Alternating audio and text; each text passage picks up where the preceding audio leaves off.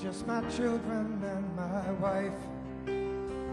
Thank my lucky stars to be living here today, 'cause our flag still stands for freedom and they can't take that away.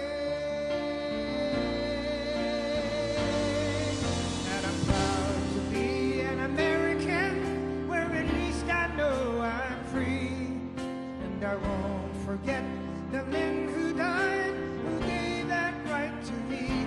And I gladly stand up next to you and defend her still today. 'Cause there ain't no doubt I love this land. Sing it. God bless the USA.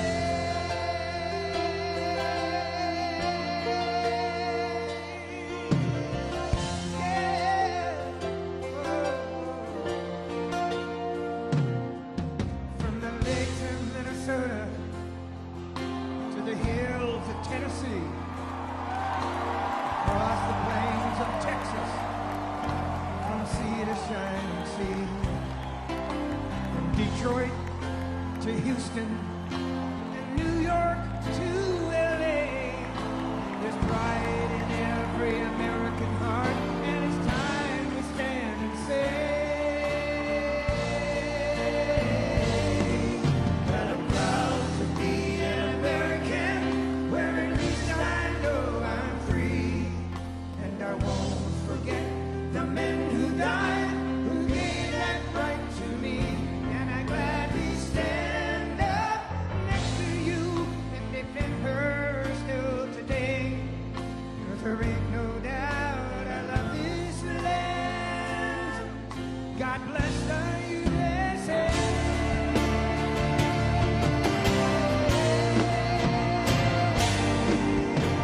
And I'm proud to be an American, where at least I know I'm free.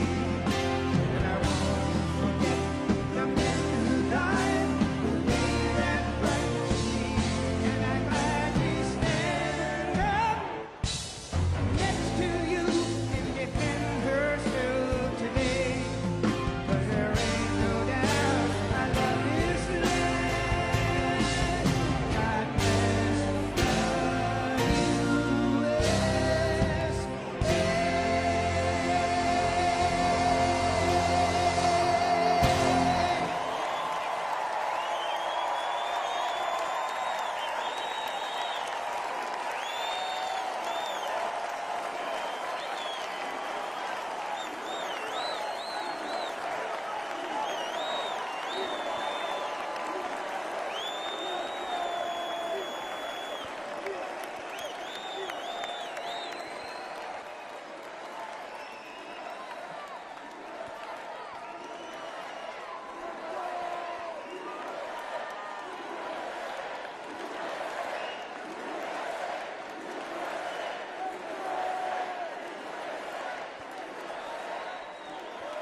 Thank you very much.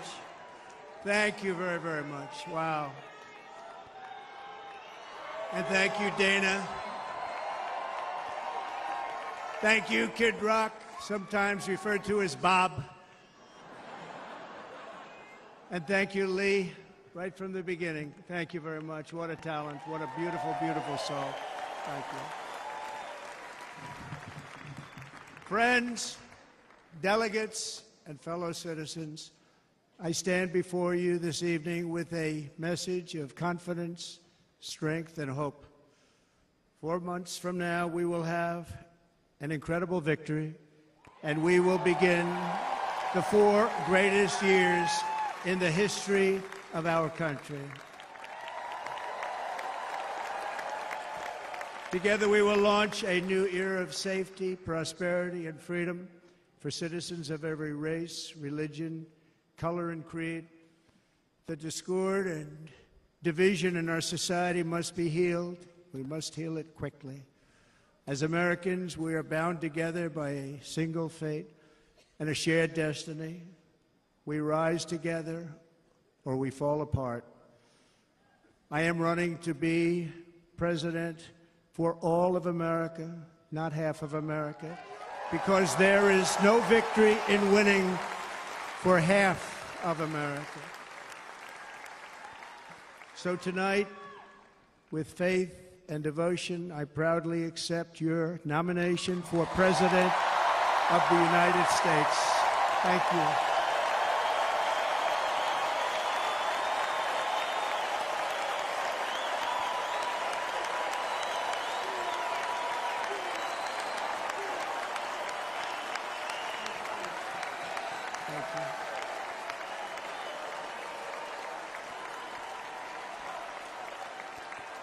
Thank you very much.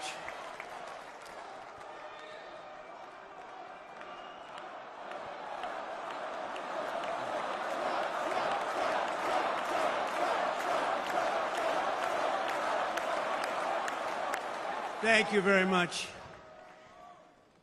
And we will do it right. We're going to do it right.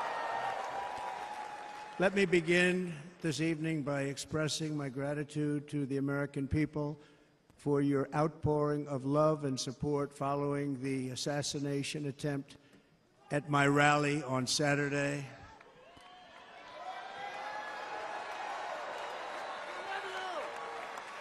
As you already know, the assassin's bullet came within a quarter of an inch of taking my life. So many people have asked me, what happened? Tell us what happened, please. And therefore, I will tell you exactly what happened, and you'll never hear it from me a second time because it's actually too painful to tell.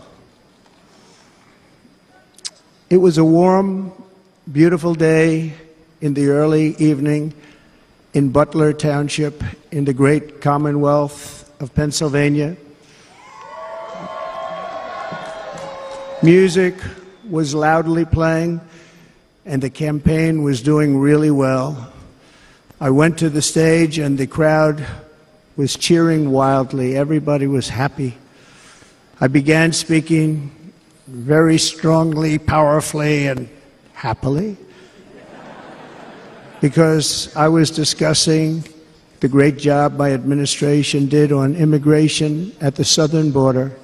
We were very proud of it.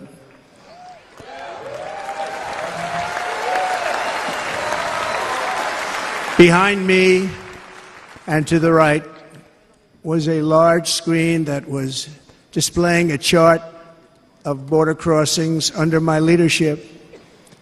The numbers were absolutely amazing.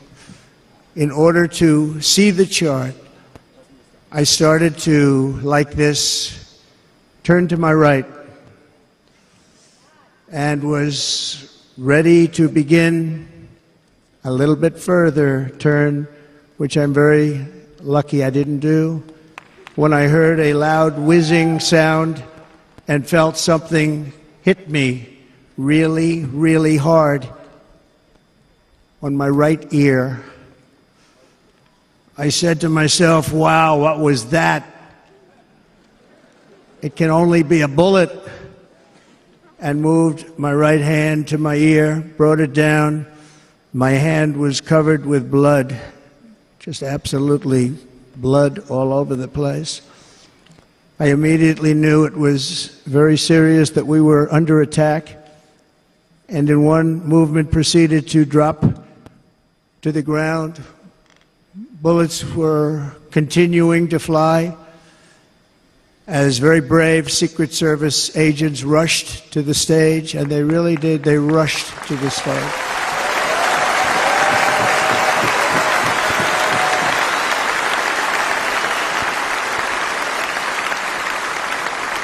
These are great people, at great risk, I will tell you, and pounced on top of me so that I would be protected. There was blood pouring everywhere, and yet, in a certain way, I felt very safe because I had God on my side. I felt that.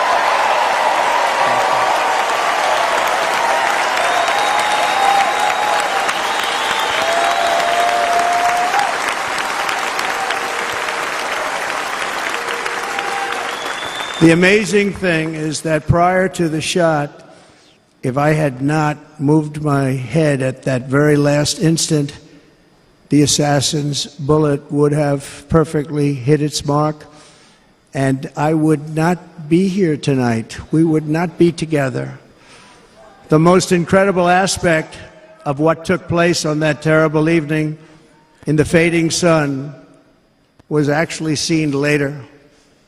In almost all cases, as you probably know, and when even a single bullet is fired, just a single bullet, and we had many bullets that were being fired, crowds run for the exits or stampede, but not in this case. It's very unusual.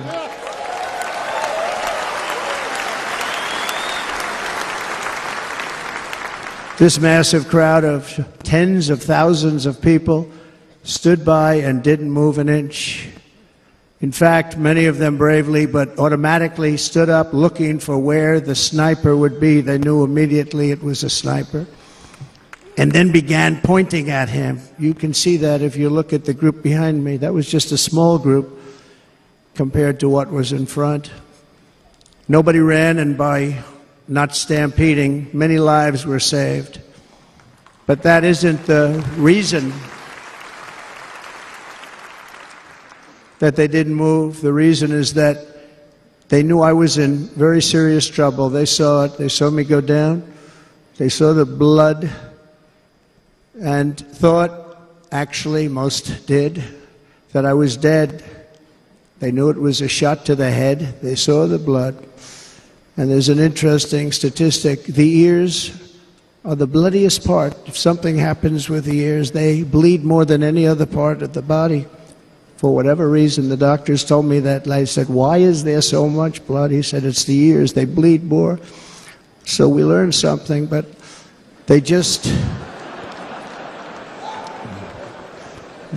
this beautiful crowd, they didn't want to leave me. They knew I was in trouble. They didn't want to leave me. And you can see that love written all over their faces. Incredible people. They're incredible people. Bullets were flying over us, yet I felt serene. But now the Secret Service agents were putting themselves in peril. They were in very dangerous territory. Bullets were flying right over them, missing them by a very small amount of inches. And then it all stopped. Our Secret Service sniper, from a much greater distance and with only one bullet used, took the assassin's life, took him out.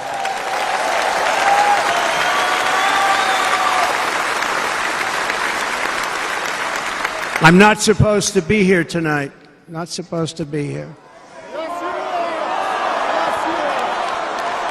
No?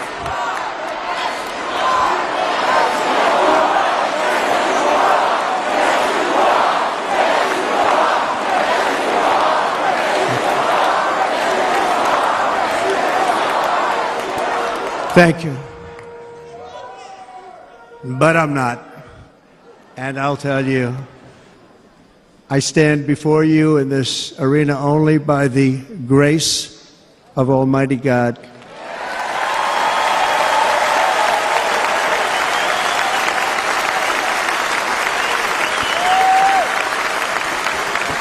In watching the reports over the last few days, many people say it was a providential moment. Probably was. When I rose, surrounded by Secret Service, the crowd was confused because they thought I was dead, and there was great, great sorrow. I could see that on their faces as I looked out. They didn't know I was looking out. They thought it was over. But I could see it, and I wanted to do something to let them know I was okay. I raised my right arm, looked at the thousands and thousands of people that were breathlessly waiting, and started shouting, "Fight, fight, fight."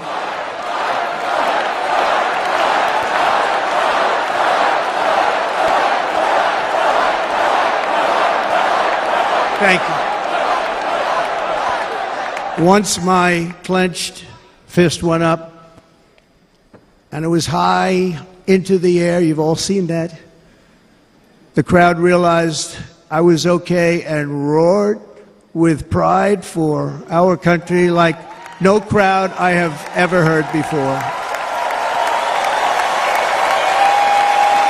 Never heard anything like it. For the rest of my life, I will be grateful for the love shown by that giant audience of patriots that stood bravely on that fateful evening in Pennsylvania. Tragically, the shooter claimed the life of one of our fellow Americans, Corey, comparator, unbelievable person, everybody tells me. Unbelievable. And seriously wounded, two other great warriors, spoke to them today, David Dutch and James Copenhaver, two great people.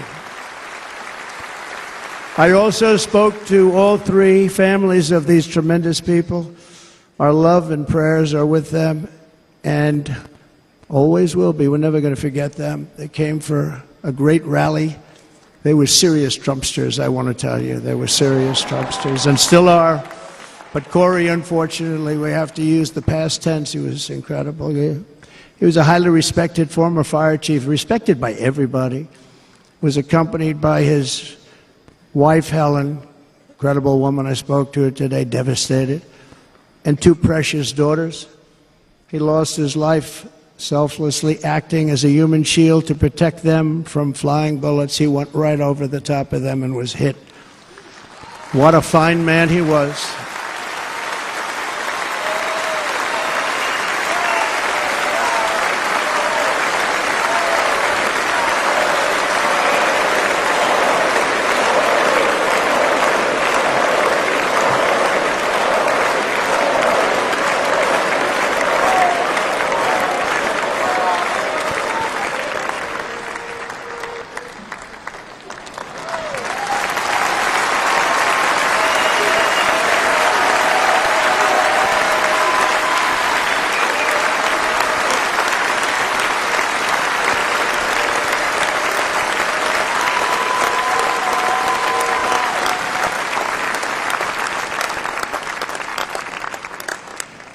I want to thank the fire department and the family for sending his helmet, his outfit, and it was just something, and they're going to do something very special when they get it. But we did something which cannot match what happened, not even close.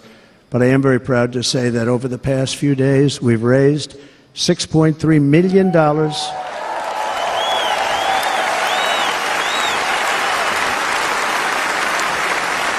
for the families of David, James, and Corey, including from a friend of mine just called up. He sent me a check right here. I just got it.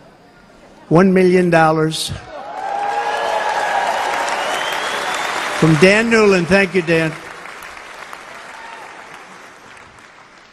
And again, when speaking to the family, I told them, I said, well, I'm going to be sending you a lot of money, but it can't compensate. They all said the same thing. You're right, sir. We appreciate so much what you're doing, but nothing can take the place in the case of Corey. And the other two, by the way, they were very, very seriously injured, but now they're doing very well. They're going to be okay. They're going to be doing very well.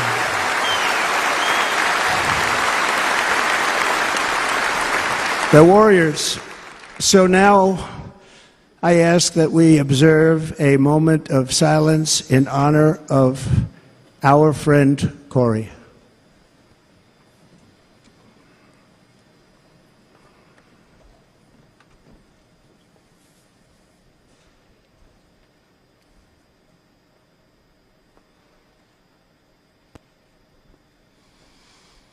There is no greater love than to lay down one's life for others. This is the spirit that forged America in her darkest hours, and this is the love that will lead America back to the summit of human achievement and greatness. This is what we need. Despite such a heinous attack, we unite this evening more determined than ever. I am more determined than ever, and so are you. So is everybody in this room.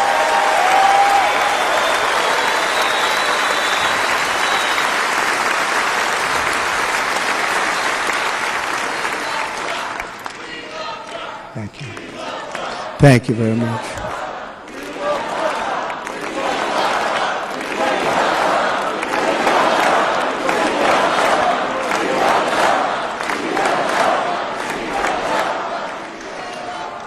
Our resolve is unbroken and our purpose is unchanged to deliver a government that serves the American people better than ever before.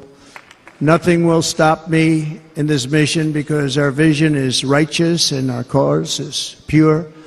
No matter what obstacle comes our way, we will not break, we will not bend, we will not back down, and I will never stop fighting for you, your family, and our magnificent country. Never.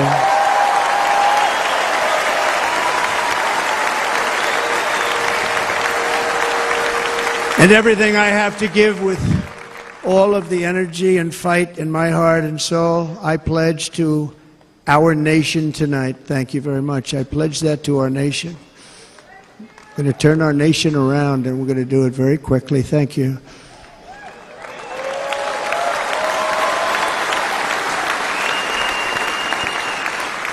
This election should be about the issues facing our country and how to make America successful, safe, free, and great again.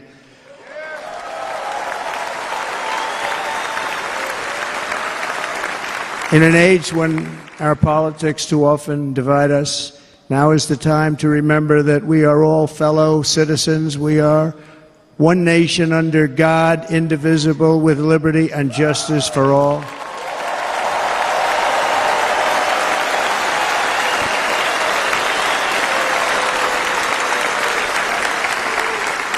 And we must not criminalize dissent or demonize political disagreement, which is what's been happening in our country lately at a level that nobody has ever seen before. In that spirit, the Democrat Party should immediately stop weaponizing the justice system and labeling their political opponent as an enemy of democracy.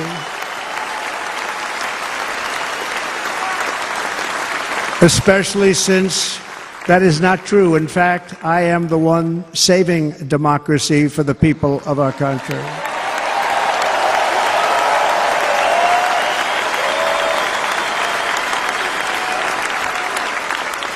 And very big news, as you probably just read, on Monday a major ruling was handed down from a highly respected federal judge in Florida, Eileen Cannon, finding that the prosecutor and the fake documents case against me were totally unconstitutional, and the entire case was thrown out of court. With all of that publicity, thrown out of court. If Democrats want to unify our country, they should drop these partisan witch hunts, which I have been going through for approximately 8 years. And they should do that without delay and allow an election to proceed that is worthy of our people. We're going to win it anyway, but worthy of our people. On this journey, I am deeply honored to be joined by my amazing wife, Melania.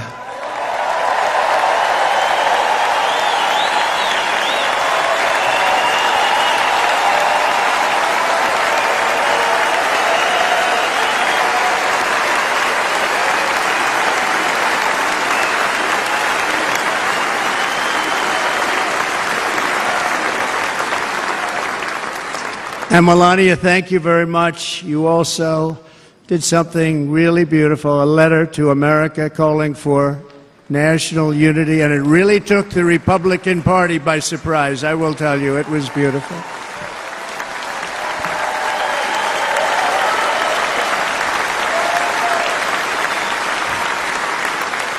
fact, some very serious people said that we should take that letter and put it as part of the Republican platform. That would be an honor, wouldn't it?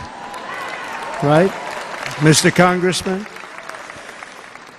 But it captivated so many, so I also want to thank my entire family for being here. Don, Kimberly, Ivanka and Jared, Eric and Lara, Tiffany and Michael, Barron. We love our Barron.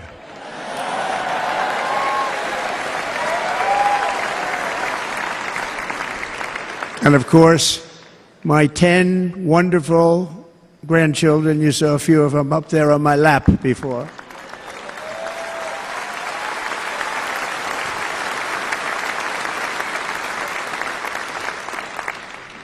And how good was Dana? Was Dana good? I mean, was he good? He was on probably the only vacation he's had in about, maybe ever, because he works, but about 10 years with his wife, very far away. I won't tell you where, but very, very far away, beautiful place. And my people called, and he said, I won't be able to do it. This is many, many years. I promised my wife I can't do it. And they came in, they said, Dana won't be able to do it, because he was my first, second, and third choice. I said, well, that's too bad, but I understand he's away, and it's good. It's good for him. And that was it. About 30 minutes later, she came back in, sir, Dana just called. He's going to do it. And his wife, she said, you can't turn him down. You just can't do it. You have to go. That's a good wife.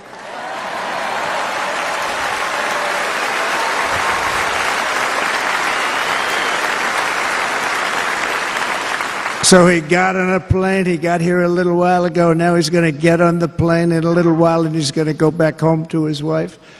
But they're great, and I just want to thank her and him and their whole family, because that's not easy. And Kid Rock, same thing. Called, he said, I want to be a part of it.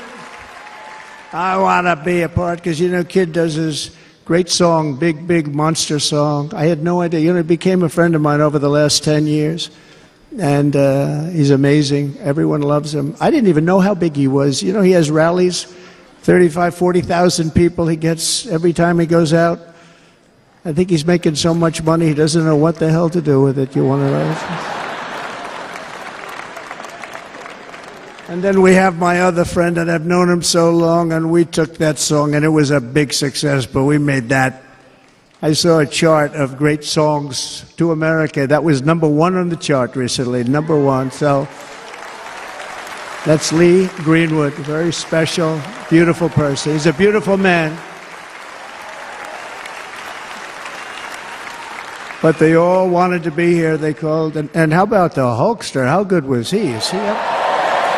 Where is he? Boy, oh boy.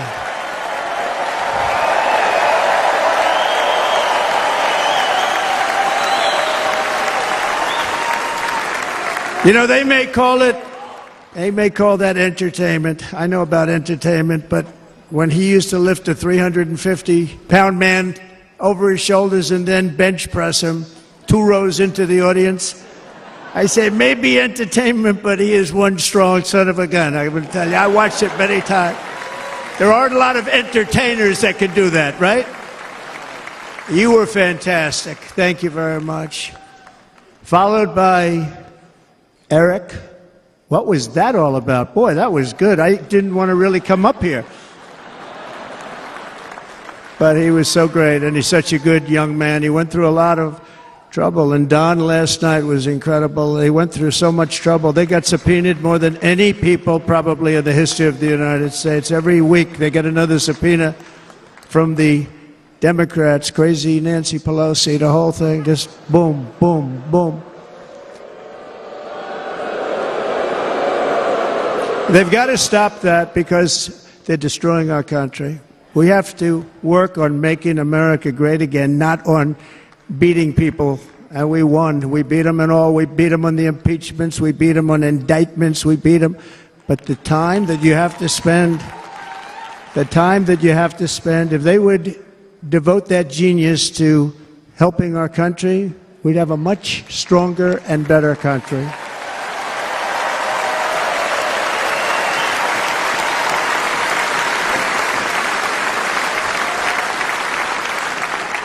And Jason, the biggest star in country music. Jason, thank you for being here. Jason, thank you very much. Jason Aldean, he's good. I like his wife even better, by the way. She's here. Thank you, Jason. But I'm thrilled to have a new friend and partner fighting by my side. The next Vice President of the United States, the current Senator from Ohio, J.D. Vance, and his incredible wife, Usha.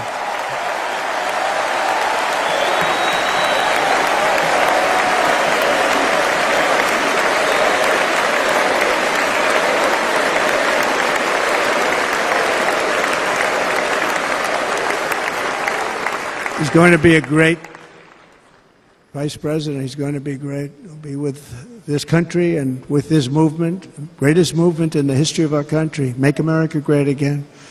When they criticize it, they say, we're going to try and stop MAGA. I said, MAGA is Make America Great Again. What are you going to stop? There's nothing to stop. Then they say, oh, that's right. It's very tough to fight it. And all of the people that did try and fight it have failed. But he's going to be with us for a long time, and it was an honor to select him. Great, great student at Yale. His wife was a great student at Yale. They met at Yale. These are two smart people. So, J.D., you're going to be doing this for a long time. Enjoy the ride.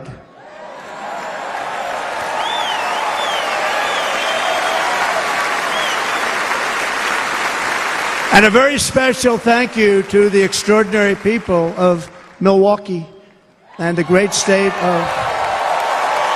Oh, there they are. There they are. You are so easy to spot. And Green Bay's going to have a good team this year, right? They're going to have a good team. They're going to have a good team. Most of the audience doesn't like it, but it's true. You're going to have a very good team this year. And by the way, Wisconsin, we are spending over $250 million here creating jobs and other economic development all over the place. So I hope you will remember this in November and give us your vote. I am trying to buy your vote. I'll be honest about that.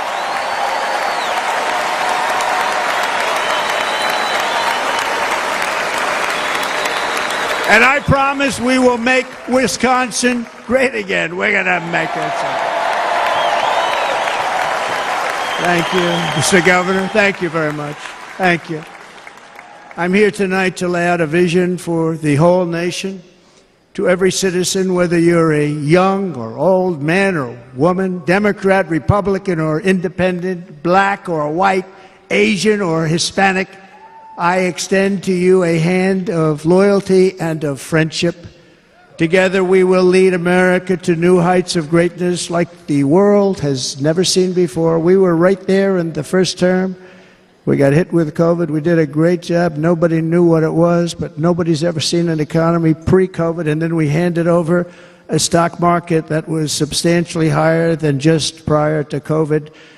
Coming in, did a great job. Never got credit for that. We got credit for the war and defeating ISIS and so many things. The great economy, the biggest tax cuts ever, the biggest regulation cuts ever.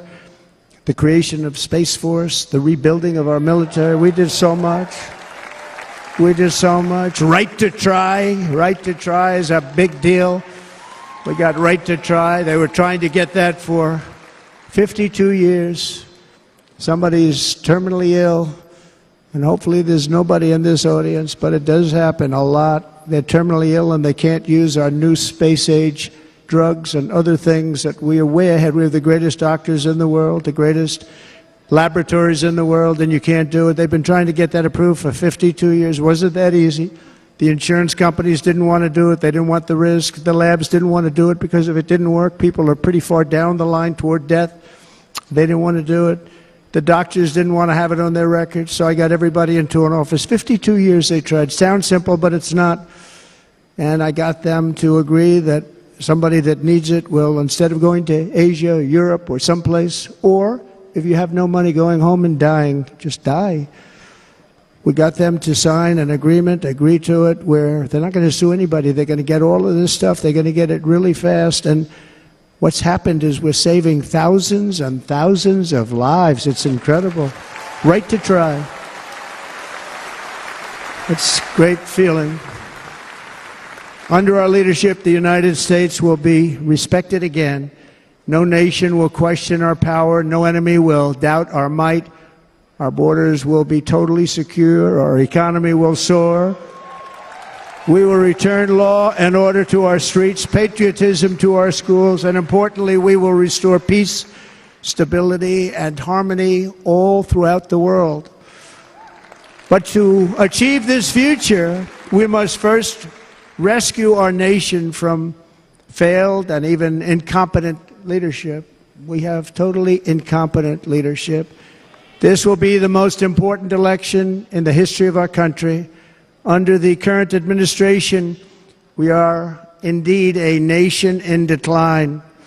We have an inflation crisis that is making life unaffordable, ravaging the incomes of working and low-income families, and crushing, just simply crushing our people like never before. They've never seen anything like it.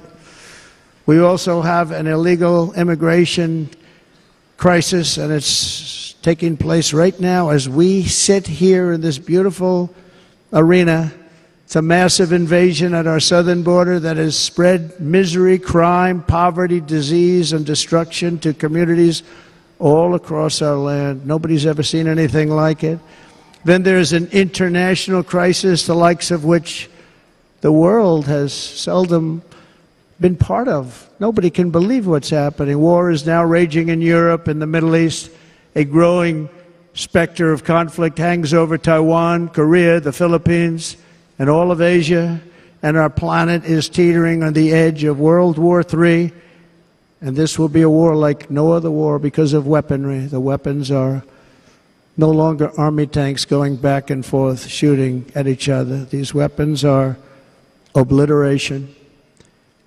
It's time for a change. This administration can't come close to solving the problems. We're dealing with very tough, very fierce people. They're fierce people. And we don't have fierce people. We have people that are a lot less than fierce, except when it comes to cheating on elections and a couple of other things. Then they're fierce. Then they're fierce. So tonight, I make this pledge to the great people of America. I will end the devastating inflation crisis immediately, bring down interest rates, and lower the cost of energy. We will drill, baby, drill.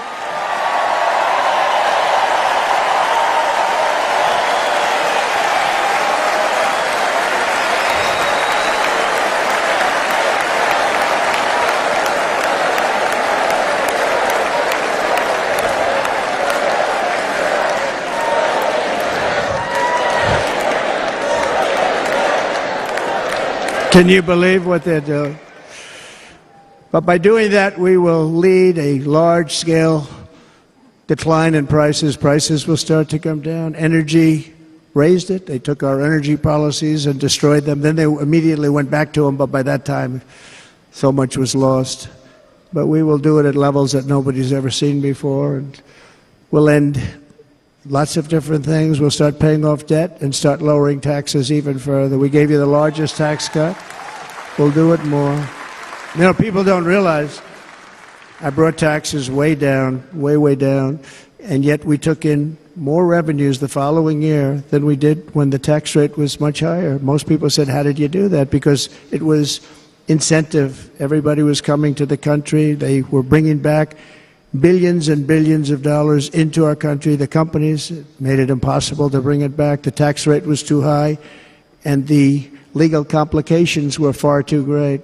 I changed both of them, and hundreds of billions of dollars by Apple and so many other companies were brought back into our nation, and we had an economy the likes of which no nation had ever seen. China, we were beating them at levels that were incredible. And they know it. They know it. We'll do it again, but we'll do it even better. I will end the illegal immigration crisis by closing our border and finishing the wall, most of which I've already built.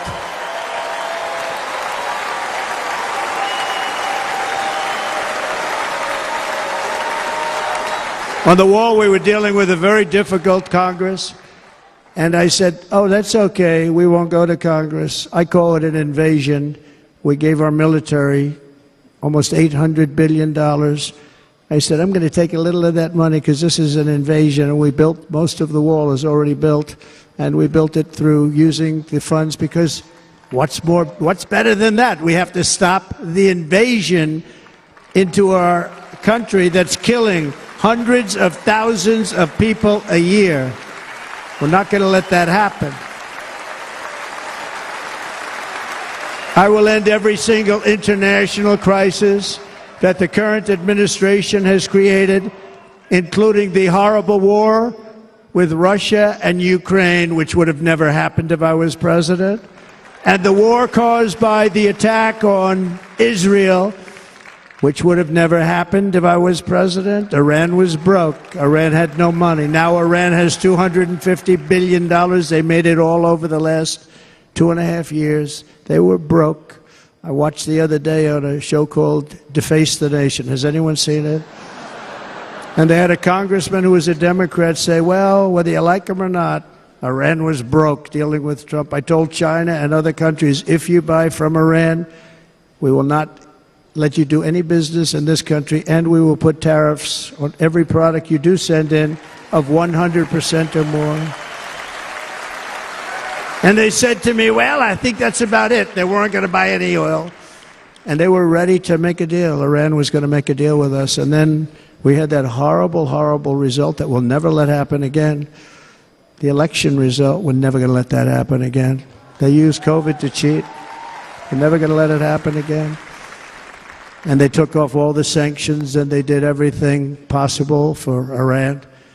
And now Iran is very close to having a nuclear weapon, which would have never happened. This is a shame what this administration, the damage that this administration has done. And I say it often.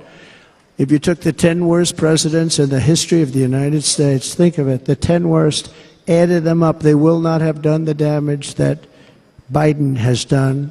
Only going to use the term once. Biden. I'm not going to use the name anymore, just one time. The damage that he's done to this country is unthinkable. It's unthinkable. Together we will restore vision, strength, competence, and we're going to have a thing called common sense making most of our decisions, actually. It's all common sense. Just a few short years ago, under my presidency, we had the most secure border and best economy in the history of our country, in the history of the world. We had the greatest economy in the history of the world. We had never done anything like it.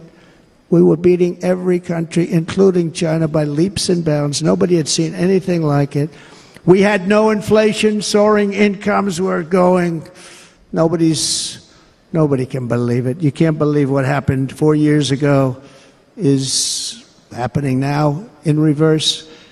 And the world was at peace. Inflation has been a killer for our country. No matter what you make it, it doesn't matter, because inflation is eating you alive. People that were putting away money, they were making great wages, the highest they've ever made, but they were putting away a lot of money. Now they are just being destroyed. They're not putting away anything. They're barely living. They're going into savings accounts. They're taking out their money to live because of inflation. Inflation, remember, it's called a country buster. You can go back to Germany from 100 years ago. You can go back to any country that suffered great inflation. We've suffered the worst inflation we've ever had. But go back and see what's happened to those countries. We've had the worst inflation we've ever had under this person. But in less than 4 years, our opponents have turned incredible success into unparalleled tragedy and failure. It's been a tremendous failure. Today, our cities are flooded with illegal aliens. Americans are being squeezed out of the labor force, and their jobs are taken. And by the way, you know who's taking the jobs that are created? 107% of those jobs are taken by illegal aliens. And you know who's being hurt the most by millions of people pouring into our country? The black population and the Hispanic population, because they're taking the jobs from our black population, our Hispanic population, and they're also taking them from unions. The unions are suffering because of it. Thank you. Thank you. I like you too. Thank you very much.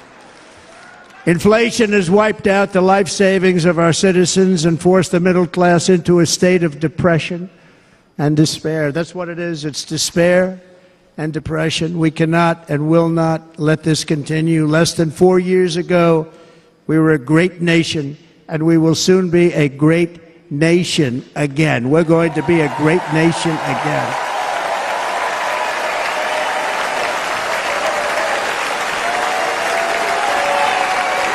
Thank you. With proper leadership, every disaster we are now enduring will be fixed, and it will be fixed very, very quickly. So tonight, whether you've supported me in the past or not, I hope you will support me in the future, because I will bring back the American dream. That's what we're going to do. You don't even hear about the American dream anymore. With great humility, I am asking you to be excited about the future of our country. Be excited. Be excited.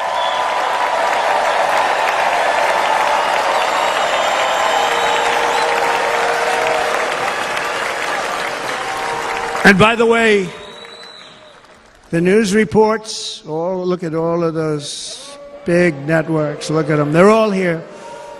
But every one of them has said this could be the most organized, best run, and most enthusiastic convention of either party that they've ever seen. Every single one.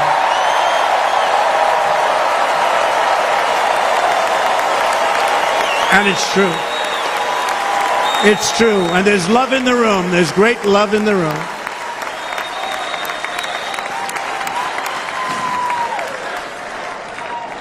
So I better finish strong. Otherwise, we'll blow it. And we can't let that happen. Now, this was great. All of the great people that spoke, and everybody hit a home run. I mean, there's not one that I can think of where I said, oh, gee, that wasn't great. Every single person. I refuse to be the only one. Don't do that to me. They're already getting ready. See, I gave them an idea.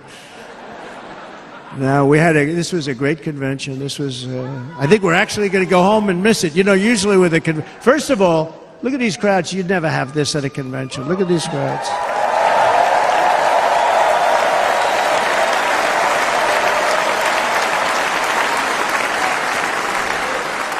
Love. It's about love. This week, the entire Republican Party has formally adopted an agenda for America's renewal, and you saw that agenda, and it's very short compared to the long, boring, meaningless agendas of the past, including the Democrats. They write these things that are hundreds of pages long, and they never read them after they're done.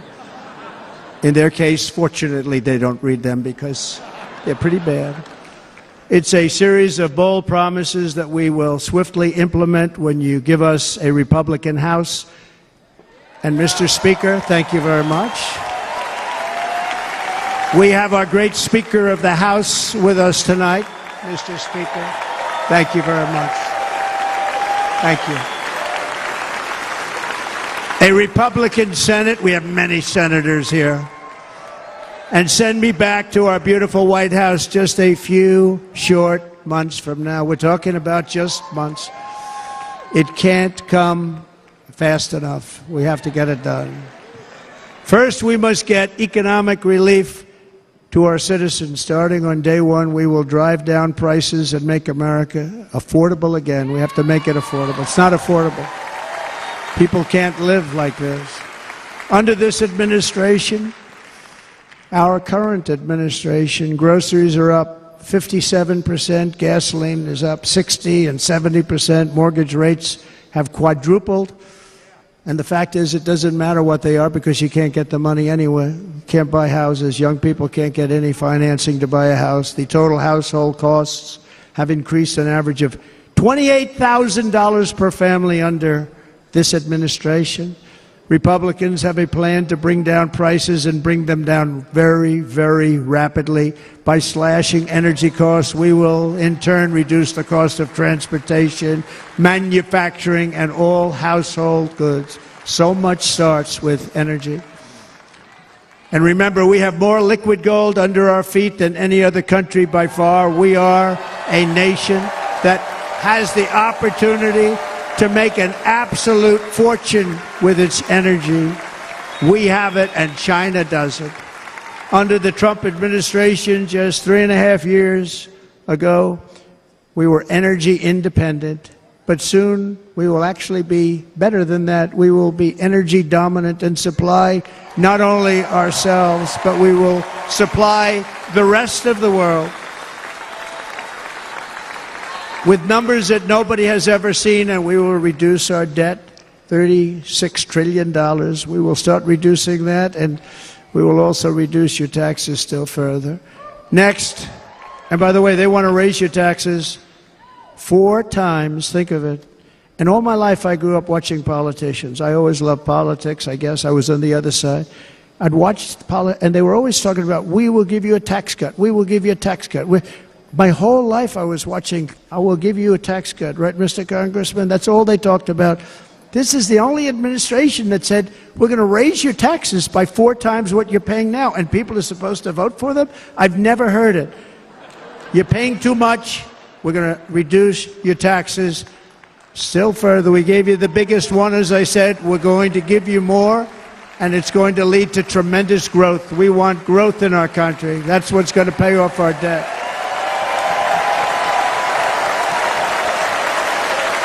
And next, we will end the ridiculous and actually incredible waste of taxpayer dollars that is fueling the inflation crisis. They spent trillions of dollars on things having to do with the Green New Scam. It's a scam.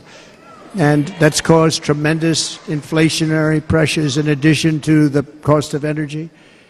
And all of the trillions of dollars that are sitting there not yet spent, we will redirect that money for important projects like roads, bridges, dams, and we will not allow it to be spent on meaningless green new scam ideas.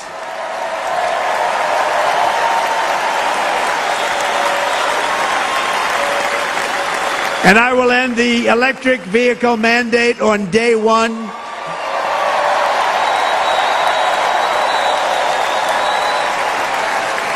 Thereby saving the U.S. auto industry from complete obliteration, which is happening right now, and saving U.S. customers thousands and thousands of dollars per car.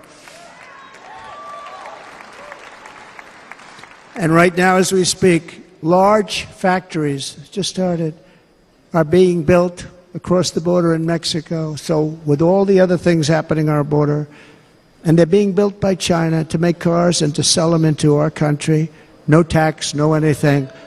The United Auto Workers ought to be ashamed for allowing this to happen. And the leader of the United Auto Workers should be fired immediately. And every single auto worker, union and non-union, should be voting for Donald Trump, because we're going to bring back car manufacturing, and we're going to bring it back fast.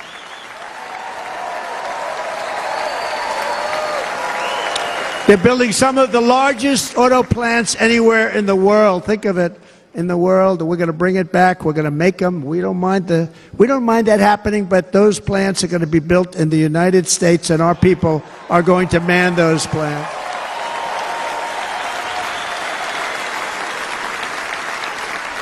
And if they don't agree with us, we'll put a tariff of approximately 100 to 200% on each car, and they will be unsellable in the United States. We have long been taken advantage of by other countries.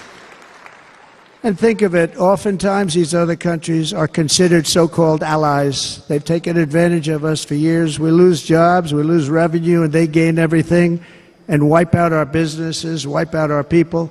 I stopped it for 4 years. I stopped it, and we're really ready to make changes like nobody had seen before. And remember, USMCA, I got rid of NAFTA, the worst trade deal ever made, and replaced it with USMCA, which is, they say, the best trade deal ever made.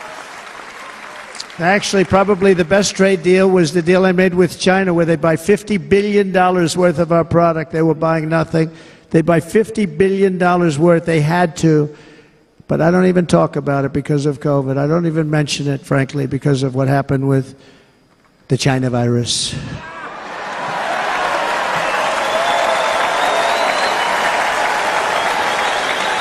We will not let countries come in, take our jobs, and plunder our nation. They come and do that. They plunder our nation. The way they will sell their product in America is to build it in America. Very simple. Build it in America and only in America.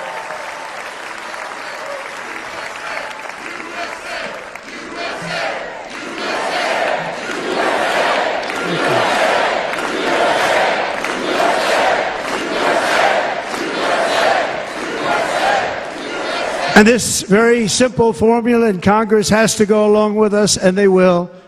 This very simple formula will create massive numbers of jobs. We will take over the auto industry again, and many, many hundreds of thousands of jobs. We lost so many jobs over the years. If you go back 20, 25 years, they've stolen, going to China and Mexico, about 68% of our auto industry manufacturing jobs. We're going to get them all back. We're going to get them all back, every one of them. At the center of our plan for economic relief are massive tax cuts for workers that include something else that's turned out to be very popular, actually. Here it's very popular, in this building and all those hotels that I saw that are so nice. I'm staying in a nice one. It's called no tax on tips. No tax on tips. No tax on tips.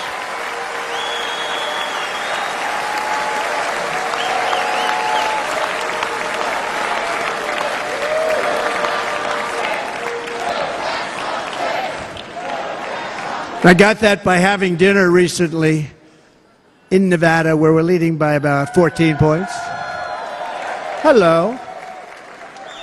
I'll see you there very soon, everybody. And we're having dinner at a beautiful restaurant in the Trump building on the Strip, and it's a great building, and the waitress comes over. How's everything going? A really nice person. How's everything? Oh, sir, it's so tough. The government's after me all the time on tips, tips, tips. I said, well, they give you cash. Would they be able to find him? She said, actually, and I didn't know this, she said, very little cash is given. It's all put right on the check. And they come in and they take so much of our money, it's just ridiculous, and they don't believe anything we say. And they've just hired, as you know, 88,000 agents to go after him even more. And I said, this shows the level of my, most people go out, they hire consultants, they pay them millions of dollars. But I said to her, let me just ask you a question. Would you be happy if you had no tax on tips? She said, what a great idea. I got my information from a very smart waitress. That's better than spending millions of dollars. And everybody loves it.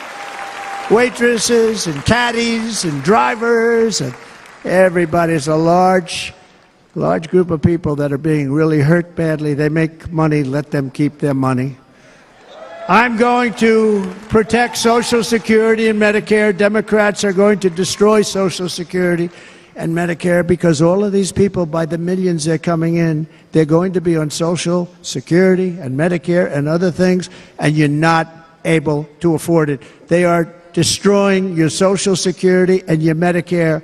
Under my plan, incomes will skyrocket, inflation will vanish completely, jobs will come roaring back, and the middle class will prosper like never, ever before, and we're going to do it very rapidly.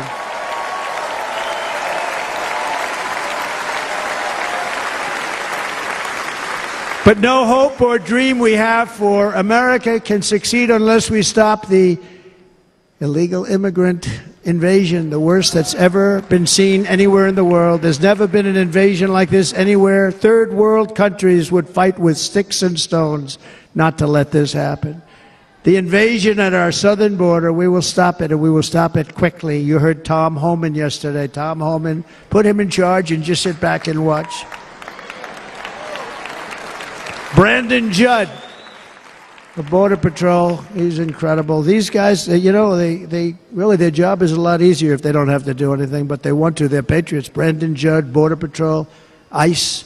ICE goes out. You have to see what ICE does with MS-13. You have these are probably the worst gang, and ICE goes in there. And I know a lot of people in these rows here, and they're very tough people, but they don't want to do this job. They'll go into a pack of MS-13 killers. They're the worst. Probably the worst gangs in the world.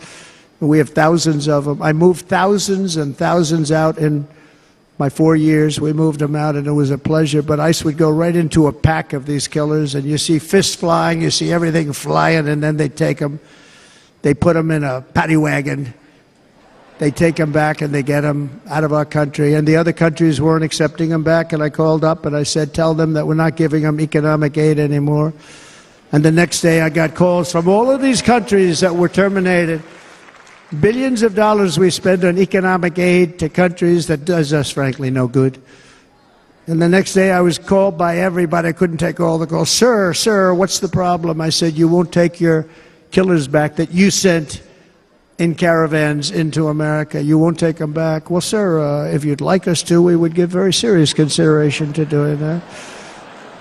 And within 24 hours, they were being taken back. For years and years, when I first came in, they said President Obama tried to get him to go back, and they wouldn't accept him. They'd put planes on the runway so you couldn't leave the plane. They'd close the road so you couldn't take the buses. They'd all have to turn back. As soon as I said no more economic aid of any kind to any country that does that, they called back and they said, sir, it would be our great honor to take MS-13. We love them very much. We love them very much, sir. We'll take them back. At the heart of the Republican platform is our pledge to end this border nightmare and fully restore the sacred and sovereign borders of the United States of America, and we're going to do that on day one.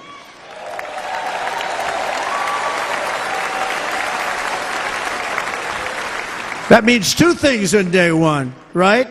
Drill, baby, drill, and close our borders.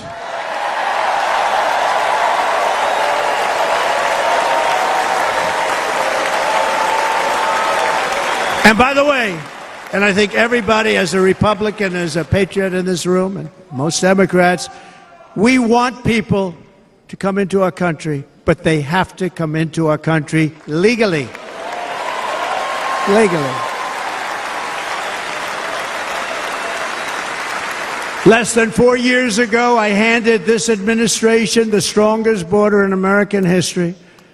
But you can see on the chart that saved my life, that was the chart that saved my life. I said, look it, I'm so proud of it. I think it's one of the greatest, it was done by the Border Patrol, one of the greatest charts I've ever seen. It showed everything just like that. You know the chart. Oh, there it is. That's pretty good. Wow. Last time I put up that chart, I never really got to look at it. But without that chart, I would not be here today.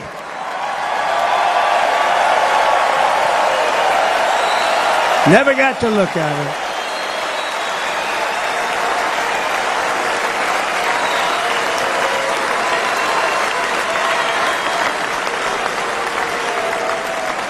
I said, you got to see this chart. I was so proud of it, and by the time I got to there, I never got to see it that day.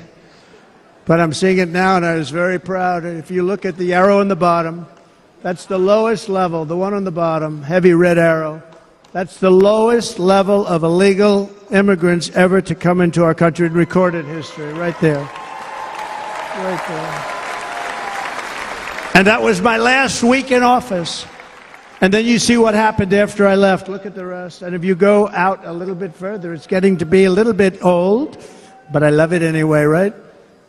But you can go much higher with those numbers. Look what happened right after that. The invasion began. We had the opposite. We stopped the invasion. But the invasion that we stopped was peanuts by comparison to what happened after I left. Look at what happened after I left. They took over our country. We ended all catch and release. We shut down asylum fraud. We stopped human trafficking and forged historic agreements to keep illegal aliens on foreign soil. We want them to stay on their soil. Under the Trump administration, if you came in illegally, you were apprehended immediately and you were deported. You went right back. The current administration terminated every single one of those great Trump policies that I put in place to seal the border. I wanted a sealed border. Again, come in, but come in legally. You know how unfair it is? So many people, hundreds of thousands of people, have been working for years to come into our country. And now they see these people pour into our country at levels that are unprecedented. It's so unfair. And we're not going to do it. We're not going to stand for it. They suspended wall construction, ended remain in Mexico. We had a policy, remain in Mexico. You think that was easy to get from the Mexican government? But I said, you must give it to us. If you don't give it to us, there will be repercussions. And they gave it to us. But not easy. Canceled our Safe Third agreements. demolished Title 42, implemented nationwide catch and release. That's catch and release, where we catch them and release them into our country. We catch them and release them into Mexico. There's a slight difference. And took 93, this is the previous administration, 93 executive actions to throw open our border to the world. The entire world is pouring into our country because of this very foolish administration. The greatest invasion in history is taking place right here in our country.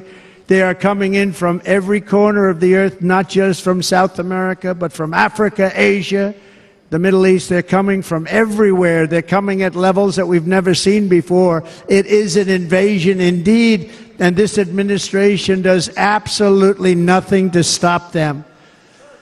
They're coming from prisons. They're coming from jails. They're coming from mental institutions and insane asylums. You know, the press is always on me because I say this. Has anyone seen Silence of the Lambs? The late, great Hannibal Lecter.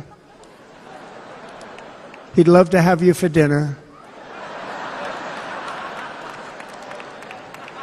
That's insane asylums. They're emptying out their insane asylums. And terrorists are coming in at numbers that we've never seen before. Bad things are going to happen. Meanwhile, our crime rate is going up, while crime statistics all over the world are going down, because they're taking their criminals and they're putting them into our country. A certain country, and I happen to like the president of that country very much, but he's been getting great publicity because he's a wonderful shepherd of the country. He says how well the country's doing because their crime rate is down. And he said he's training all of these rough people. They're rough. He's training them. And I've been reading about this for 2 years. I think, oh, that's wonderful. Let's take a look at it. But then I realized he's not training them. He's sending all of his criminals, his drug dealers, his people that are in jails, he's sending them all to the United States. And he's different in that he doesn't say that. He's trying to convince everybody what a wonderful job he does in running the country. Well, he doesn't do a wonderful job. And by the way, if I ran one of the countries, many countries from all over, I would be worse than any of them. I would have had the place totally emptied out already.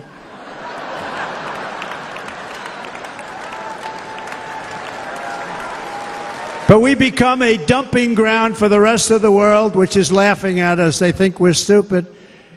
And they can't believe that they're getting away with what they're getting away with, but they're not going to be getting away with it for long. That's what I can tell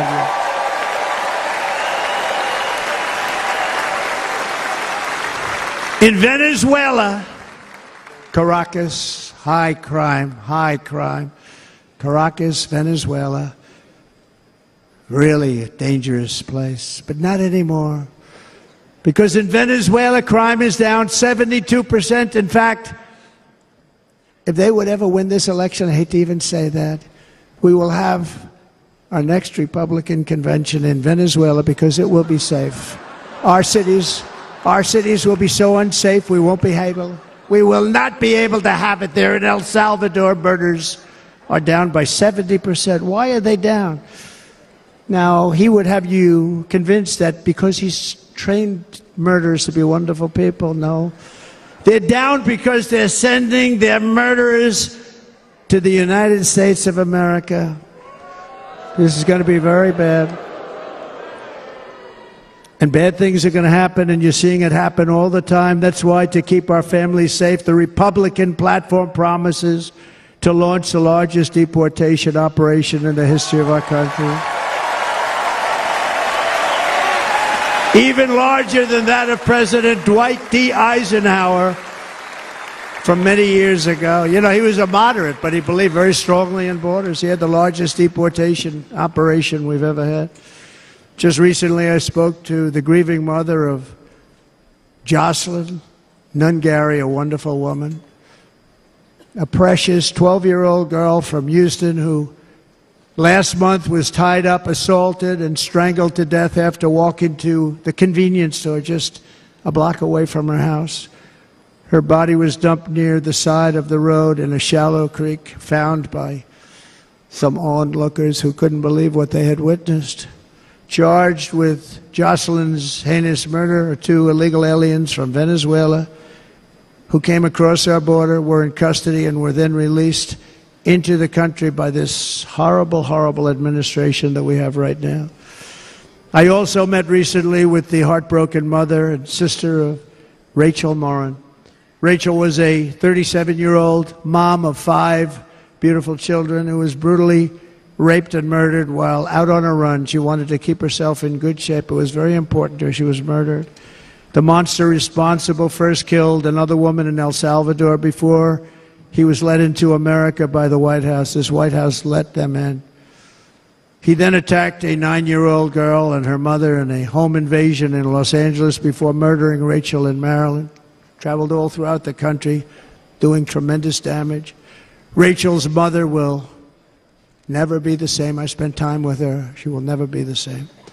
I've also met with the wonderful family of Laken Riley, the brilliant 22-year-old nursing student. She was so proud of being first in her class, who was out for a jog on the campus of the University of Georgia when she was assaulted, beaten, and horrifically killed. Yet another American life was stolen by a criminal alien set free by this administration. And these were incredible people we're talking about. These were incredible people who died. Tonight, America, this is my vow. I will not let these killers and criminals into our country.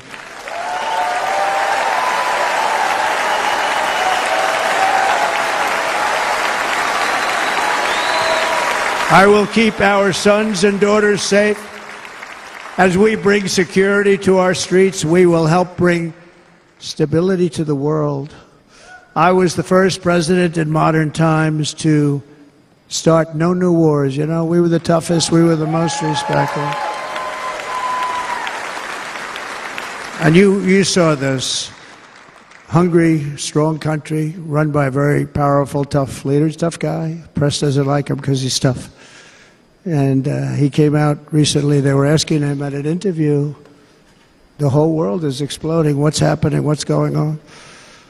Viktor Orban, Prime Minister of Hungary, very tough man.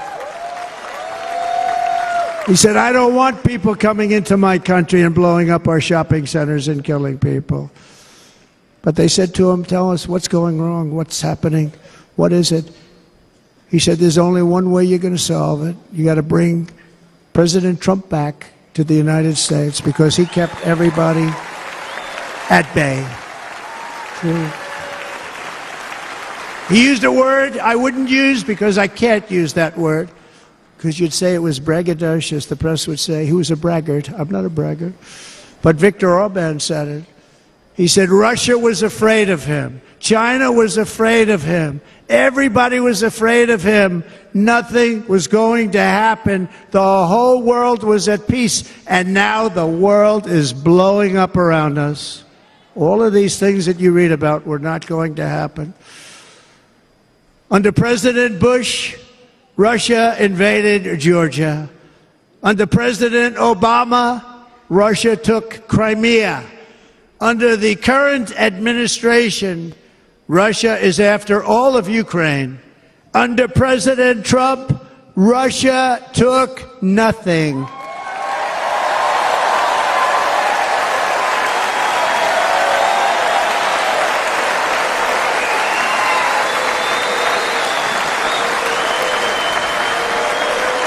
We defeated 100% of ISIS in Syria and Iraq, something that was said to take 5 years, sir. It'll take 5 years, sir. We did it in a matter of a couple of months. We have a great military. Our military is not woke. It's just some of the fools on top that are woke.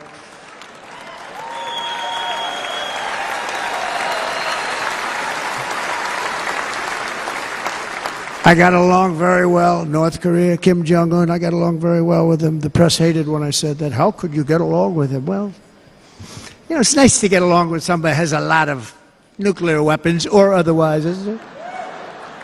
See, in the old days, they'd say, that's a wonderful thing. Now they say, how can you possibly do that? But no, I got along with them, and we stopped the missile launches from North Korea. Now North Korea is acting up again, but When we get back, I get along with him. He'd like to see me back, too. I think he misses me, if you want to know the truth. Our opponents inherited a world at peace and turned it into a planet of war. We're in a planet of war. Look at that attack on Israel. Look at what's happening with Ukraine. The cities are just bombed out. How can people live like that where buildings, massive buildings, are falling to the ground? It began to unravel with the disastrous withdrawal from Afghanistan, the worst humiliation in the history of our country. We have never had a humiliation like that. 13 heroic U.S. service members were tragically and needlessly killed. 45 others were horrifically wounded. Nobody ever talks about them. No arms, no legs, face explosions, horrifically wounded. And by the way, we have a man in this room who's running for the U.S. Senate from a great state, Nevada, named Sam Brown, who paid the ultimate price. Thank you, Sam. Thank you, Sam. Thank you. He paid the biggest price probably ever paid by anybody that is running for office, and I think he's going to do great. He's running against a person that is not good, not respected, a total lightweight. But Sam, I think, paid, really, we were talking about it with some of the senators that are working so hard for Sam, but he paid the biggest price of any senator ever to run for the Senate. I don't think anybody's ever what he did. He was a real hero, a really great person. And he's running, and I hope that everybody gets out and votes for Sam Brown.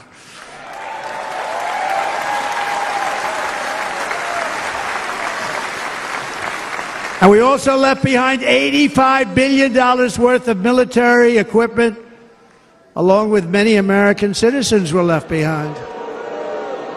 Many American citizens. Emboldened by that disaster, Russia invaded Ukraine. They saw this group of people that were incompetent. We took the soldiers out first. No, we're going to take the soldiers out second. If they would have followed my plan, we had a great plan.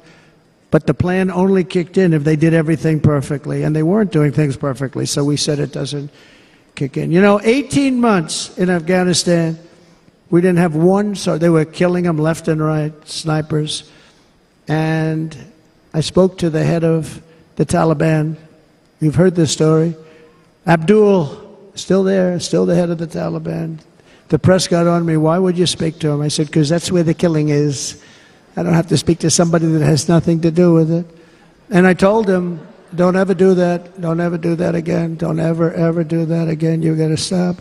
Because during the Obama administration, many great people and soldiers, but a lot of soldiers were being killed from long distance. I said, if you keep doing that, you're going to be hit harder than anybody's ever been hit by a country before.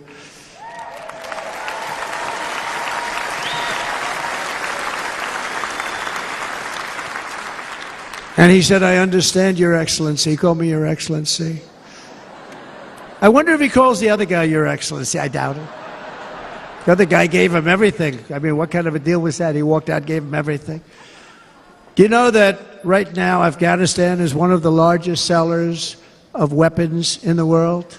They're selling the brand new beautiful weapons that we gave them. But think of it, he actually said to me, but why do you show me a picture of my home? I said, you'll have to ask your people or one of your wives. But he could figure it out. And for 18 months, we had not one attack on an American soldier by the Taliban. 18 months.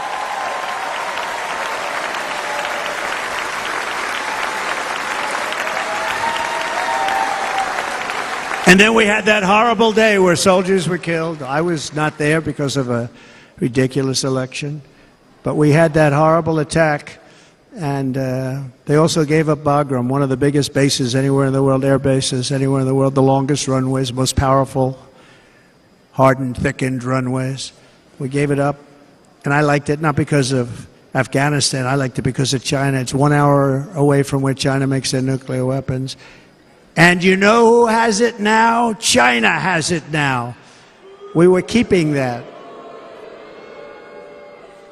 And now China is likewise circling Taiwan, and Russian warships and nuclear submarines are operating 60 miles off the coast in Cuba. Do you know that? No, the press refuses to write about it.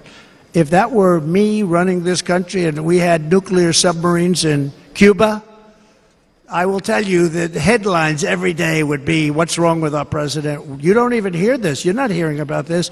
Russia has nuclear submarines and warships 60 miles away, Mr. Congressman, from Miami, by the way, happens to be here. Correct? In Cuba. And that would not be stood for if it were somebody else. They don't want to mention it, but now maybe they will. And the entire world, I tell you this, we want our hostages back, and they better be back before I assume office, or you will be paying a very big price.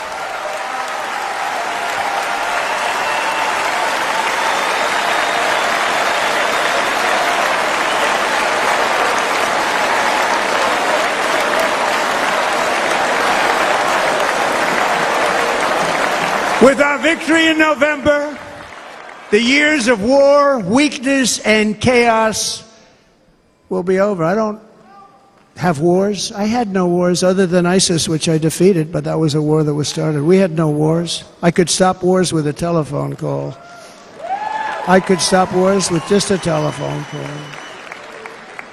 If properly stated, it would never start. We will replenish our military and build an Iron Dome missile defense system to ensure that no enemy can strike our homeland. And this great Iron Dome will be built entirely in the USA. We're going to build it in the USA. And Wisconsin, just like I gave you that massive ship contract, and you're doing a very nice job, Governor, right? Thank you, Governor. And they're doing a great job. In fact, I had a little design change, and we gave them a tremendous for essentially what we used to call destroyers. These are now the most beautiful. They look like yachts. I said, we have to take the bow and we have to make it a little nicer and a little point at the top instead of a flat nose. And the people at the shipyard said, this guy sort of knows what he's doing. We have the most beautiful ships, right, Governor? And everybody's sitting over there. And it was a big contract that everybody wanted. I gave it to Wisconsin, but we're going to have a lot of that built right here in the state of Wisconsin and all other states. Israel has an Iron Dome. They have a missile defense system. 342 missiles were shot into Israel, and only one got through a little bit. It was badly wounded. It fell to the ground, but most of them are. And Ronald Reagan wanted this many years ago, but we really didn't have the technology many years ago. Remember, they called it Starship, spaceship, anything to mock him. But he was a very good president, very, very good. But now we have unbelievable technology. And why should other countries have this and we don't? No, we're going to build an Iron Dome over our country, and we're going to be sure that nothing can come and harm our people. And again, from an economic development standpoint, we're going to make it all right here. No more sending it out to other countries in order to help. It's America first. America first. We will unleash the power of American innovation. And as we do, we will soon be on the verge of finding the cures to cancer, Alzheimer's disease, and many other diseases. We're going to get to the bottom of it. You remember this gentleman that I don't want to mention other than one time I had to, because when you say the 10 worst, I had to do it. I didn't want anybody to be confused. But this man said, we're going to find a cure to cancer. Nothing happened.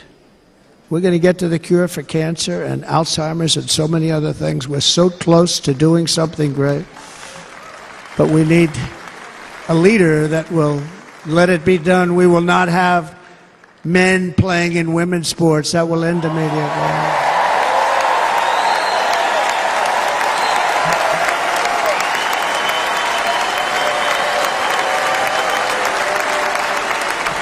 And we will restore and renovate our nation's once great cities, making them safe, clean, and beautiful again. And that includes our nation's capital, which is a horrible killing field. So many things. They leave from Wisconsin, they go to look at the Washington Monument, they end up getting stabbed, killed, or shot. We will be very soon very proud of our capital, again, Washington, D.C.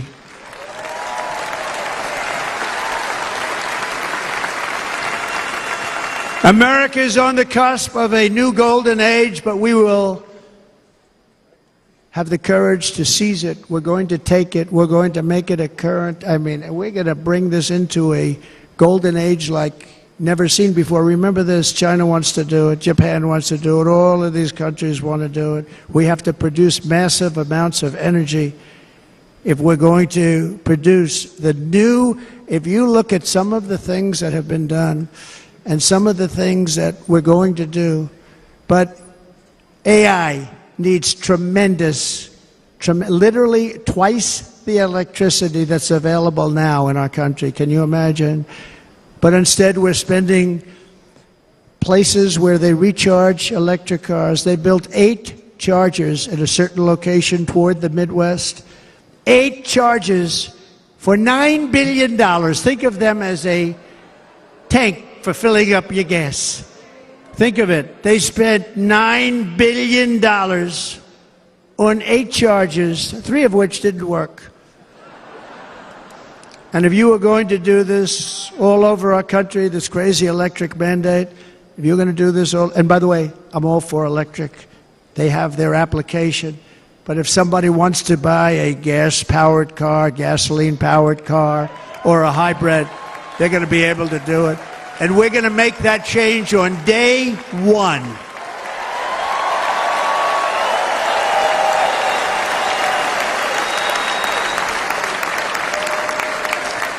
So to conclude, just a few short days ago, my journey with you nearly ended. We know that. And yet, here we are tonight, all gathered together, talking about the future, promise, and a total renewal of a thing we love very much. It's called America. We live in a world of miracles. None of us knows God's plan or where life's adventure will take us. I want to thank Franklin Graham for being here tonight. He's an outstanding man. He wrote me a note recently. I have a lot of respect for him. Sir, I love your storytelling. I think it's great in front of these big rallies. But sir, please do me one favor. It won't make any difference. Please don't use any foul language. I was a little embarrassed. He said, it won't make any difference. Actually, it does. The story's not quite as good, but I've been very good. The story is not quite as good, to be honest. I've got to have a little talk with Franklin, but he was great. He's a great gentleman. His father was so incredible, Billy Graham. My father used to love taking me to see Billy Graham. My father would take me to see Billy Graham at Yankee Stadium. He had the biggest rallies you've ever seen. He was a good rally guy, too. But he'd get up, and he was a fantastic guy. My father loved Billy Graham. But I love Franklin Graham. I think Franklin's been fantastic, and I'm working so hard to adhere to his note to me. I'm working hard on it, Franklin. But if the events of last Saturday make anything clear, it is that every single moment we have on earth is a gift from God.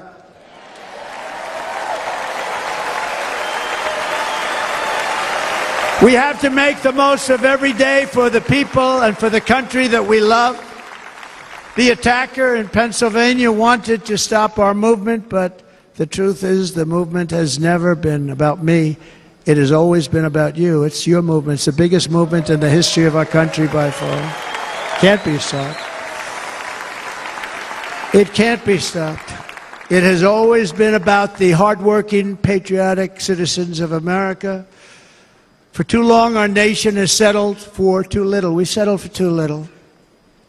We've given everything to other nations, to other people. You have been told to lower your expectations and to accept less for your families.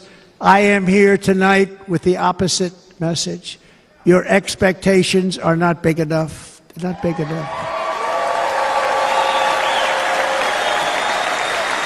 It is time to start expecting and demanding the best leadership in the world, leadership that is bold, dynamic, relentless, and fearless. We can do that. We are Americans. Ambition is our heritage. Greatness is our birthright. But as long as our energies are spent fighting each other, our destiny will remain out of reach, and that's not acceptable. We must instead take that energy and use it to realize our country's true potential and write our own thrilling chapter of the American story. We can do it together. We will unite. We are going to come together, and success will bring us together.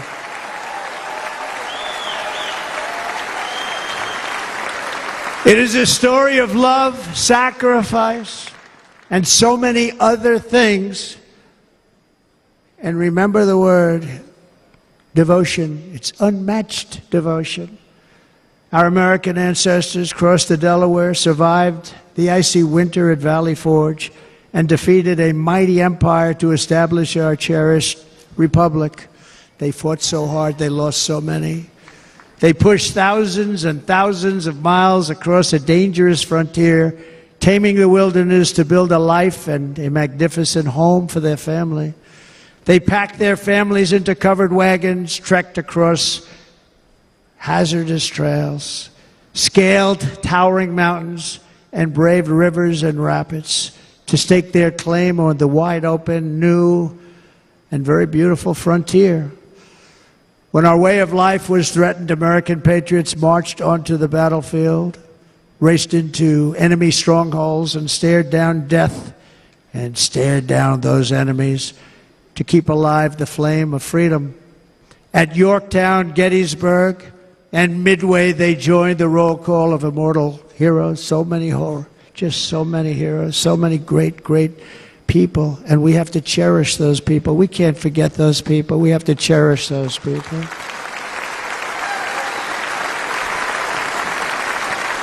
And building monuments to those great people is a good thing, not a bad thing. They saved our country.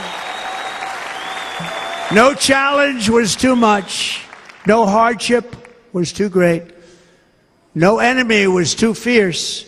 Together, these patriots soldiered on and endured, and they prevailed because they had faith in each other, faith in their country, and above all, they had faith in their God.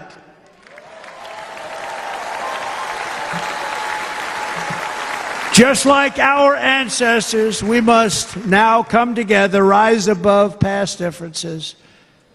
Any disagreements have to be put aside and go forward, united as one people, one nation, pledging allegiance to one great, beautiful, I think it's so beautiful, American flag. Tonight I ask for your partnership, for your support, and I am humbly asking for your vote. I want your vote. It's going to make our country great again. Every day I will strive to honor the trust you have placed in me, and I will never, ever let you down. I promise that. I will never let you down. To all of the forgotten men and women who have been neglected, abandoned, and left behind, you will be forgotten no longer. We will press forward, and together we will win, win, win.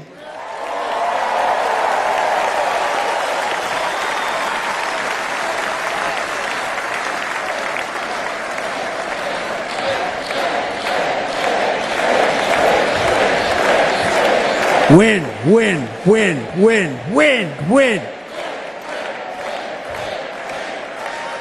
Nothing will sway us, nothing will slow us, and no one will ever stop us. No matter what dangers come our way, no matter what obstacles lie in our path, we will keep striving toward our shared and glorious destiny, and we will not fail. We will not fail. Together we will save this country. We will restore the republic, and we will usher in the rich and wonderful tomorrows that our people so truly deserve. America's future will be bigger, better, bolder, brighter, happier, stronger, freer, greater, and more united than ever before.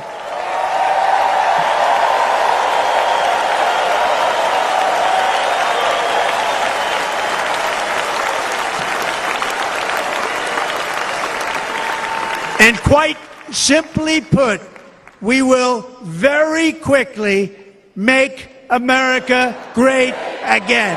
Thank you very much. Thank you very much, Wisconsin. God bless you. God bless you, Wisconsin, and God bless the United States of America, our great country. Thank you very much, everybody. Thank you.